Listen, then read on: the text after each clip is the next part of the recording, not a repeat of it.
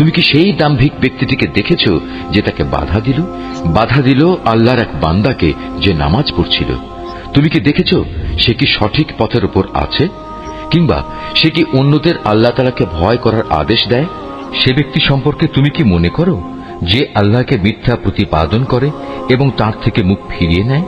এ দাম্ভিক লোকটি কি জানে না আল্লাহ তাআলা তার সব কিছুই পর্যবেক্ষণ করছেন?